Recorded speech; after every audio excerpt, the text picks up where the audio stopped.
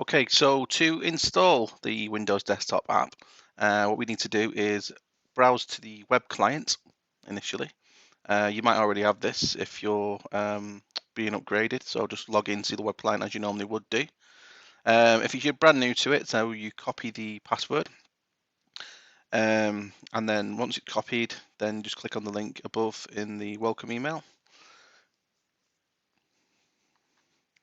This will take you to the web client. So just log in here with your extension name as the username, and then the password from the email. I'd recommend just to save that so you don't need to remember that for next time. Once you're into the Windows web client, you can click on the picture of the Windows symbol in the top left-hand corner. This then brings up the Windows Desktop app install. So I'll just click on install.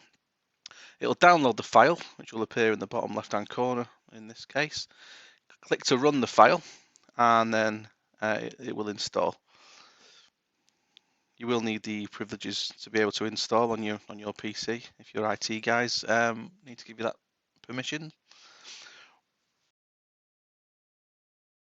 If you do get asked at any point to allow it through any antivirus, then just add it to your exceptions as well.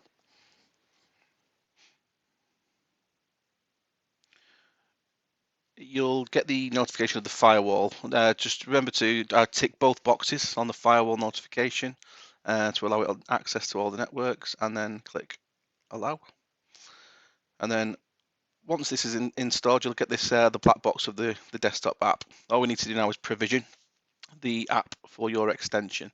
So if we go back to the window where we clicked install and just click provision, just click allow open desktop app, and then you should see the actual phone will provision, and it'll pull all your colleagues and everything, all your information down, and all the information from your extension.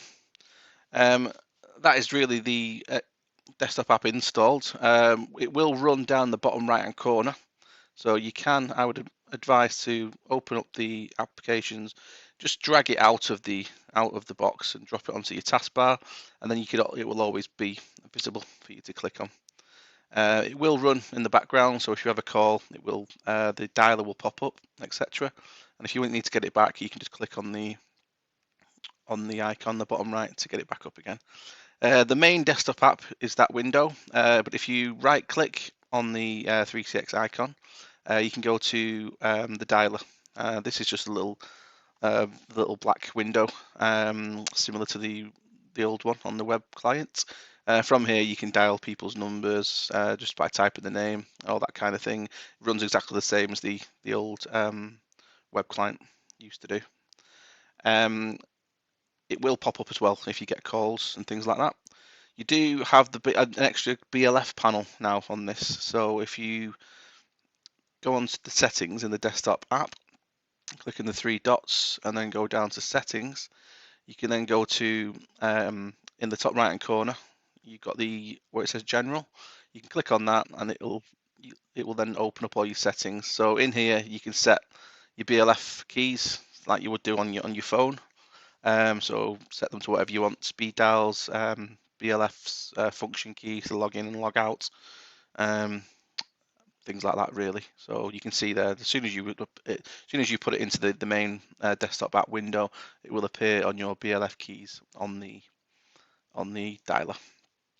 There are other options in the settings. You can change your audio and video options. So we haven't got a headset attached at the minute, but you can see this is where you would do your audio.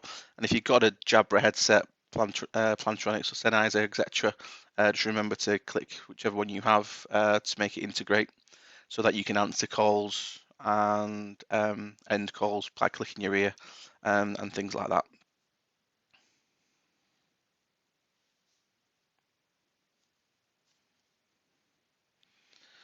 Other things in here, you've got all the normal options that you did have. So your panel, your calls, your web meetings, voicemail, your chats, all that kind of stuff will all run in there as well.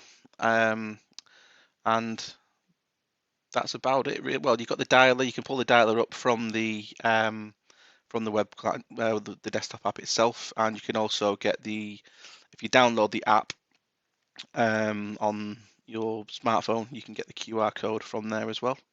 And it'll also take you into the online help file. So if we click on that, it just takes you into a bit more of a in-depth on each topic on the 3CX. So you can click on whichever one you need help with, really. It'll go into a bit more detail, how to use your desk phone, transferring, chatting, the app, smartphone app, and things like that. You can change your status has changed. So to do that now, it'll be in the top left-hand corner, and you can click on your statuses from that. And what you can't do from this is change what the bespoke message at the end of your statuses say. For instance, you're away on holiday. To do that, you would need to go to the settings tab, and then if you go into status on there, and then you can change your status from whichever one you need to change, and then if you put in whichever away until whenever, and then you don't need to save anything. It'll just be available straight away, and then all your team members will be able to see what status that you're in from the Teams menu. You would also log in and log out of queues from this area. This extension obviously isn't in a queue, but you would have an option here to say log into queue and log out of queue. And that's it.